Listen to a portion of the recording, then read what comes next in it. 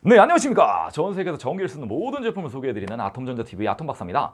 이번 시간에는요, 바로 짜잔, LG전자에서 나온 그램 14인치 모델과 짜잔, 삼성전자에서 나온 갤럭시 북 이온 2 13.3인치 두 모델을 비교해드리는 시간을 갖도록 하겠습니다. 제 영상은 참고로 뭐 이렇게 보시는 분들은 아시겠지만 가볍고 간단하게 비교해 보실 수 있는 그런 채널이에요. 그래서 안에 뭐 세세하거나 자세한 거, 뭐 벤치마크에 대한 그런 점수나 안에서 그런 뭐 기술적인 것들을 만약에 필요로 하신다 그러면 그런 저 전문적으로 하는 크리에이터 분들이 계시니까 그 영상을 참조해 주시면 될 것 같고요. 제 영상은 가볍게 저럴 수 있구나 라는 부분만 참조해 주시면 감사하겠습니다.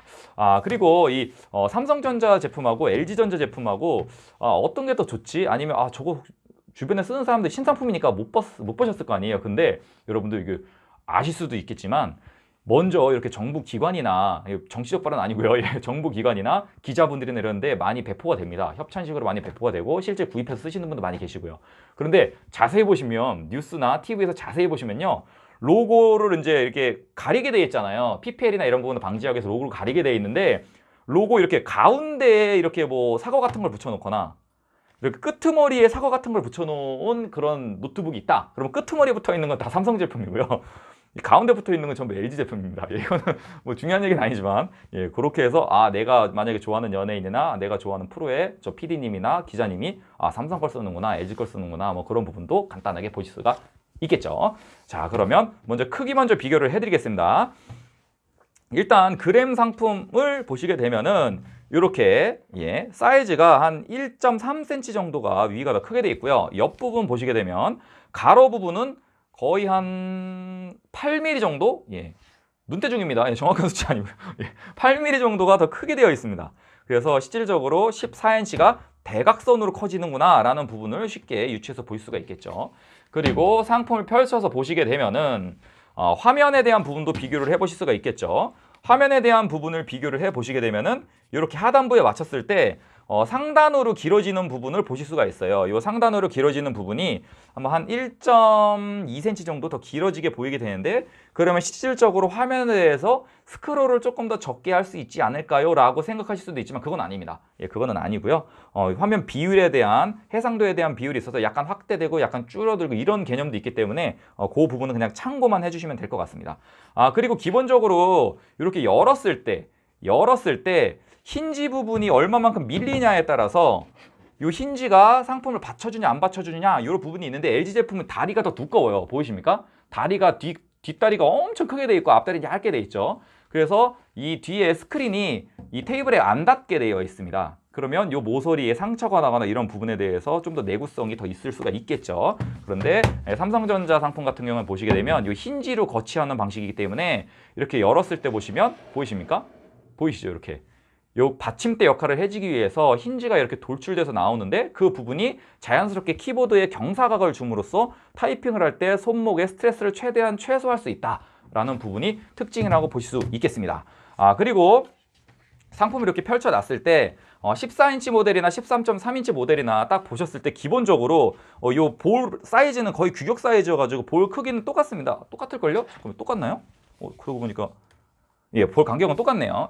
14인치나 13.3인치나 볼 간격은 똑같은데요. 와, 이게 두 개를 나란히 놓고 보니까 이게 삼성전자 액정이 훨씬 밝네요. 이 밝기가 올라가 있어서 그런가요?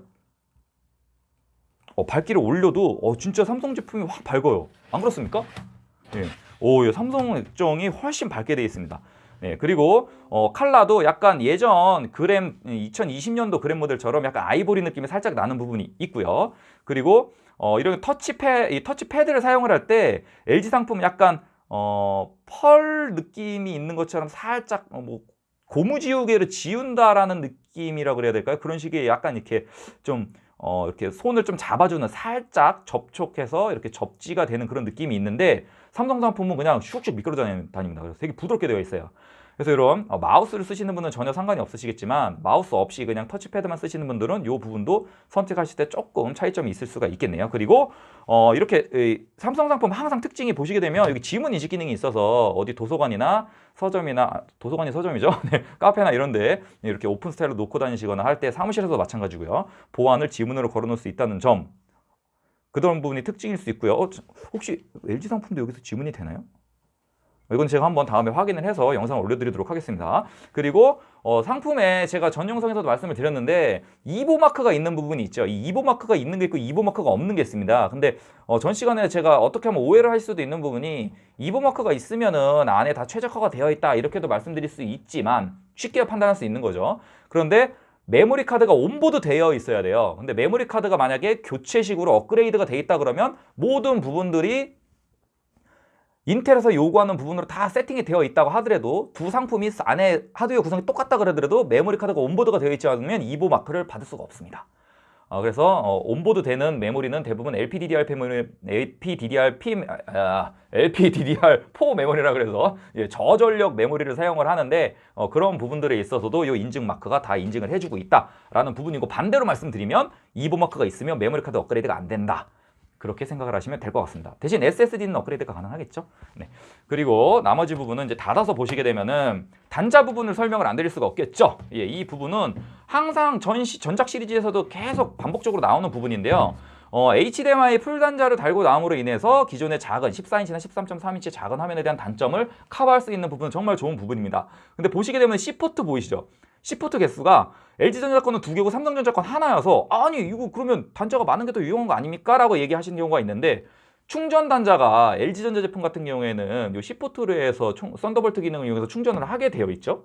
그러다 보니까 충전기를 꽂아 놓으면 이 단자 하나 사용을 할 수가 없어서 장점일 수도 있지만 뭐 그렇지 않을 수도 있고 뭐 약간 그렇습니다. 대신 이거 뽑아갖고 이제 이동을 하실 때 한번 충전을 하시게 되면 요즘 하루 종일 사용을 할 수가 있기 때문에 뭐 올데이 기능이라고 삼성에서 뭐 올데이즈 뭐 이런 얘기도 많이 사용을 했었죠. 그런 기능이 되기 때문에 단자 하나 더 있으면 어쨌든 활용성은 더 좋을 수는 있으시겠죠. 그리고 정면에서 보셨을 때 기본적으로 스피커나 이런 부분들이 스피커 홀이 어디 있나요? 이렇게 보여드려야 되겠네요.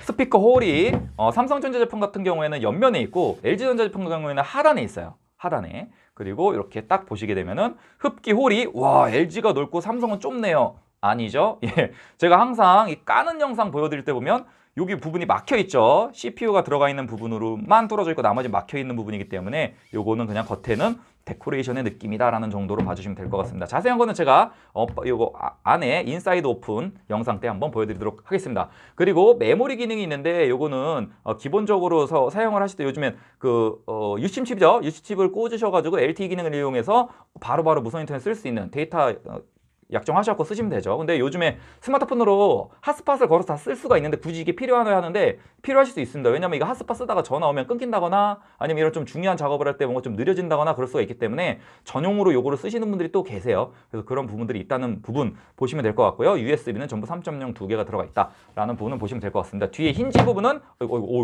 조심해야 되겠네요. 뒤에 힌지 부분은 기본적으로 바닥에 닿아 있지 않고 중앙 방식으로 되어 있고 다 중앙 방식인데 삼성 제품 같은 경우에는 옆에 끝에 다리가 있어서 요 실질 스크린이 지지를 해준다라는 부분이 차이점이라고 볼 수 있을 것 같습니다.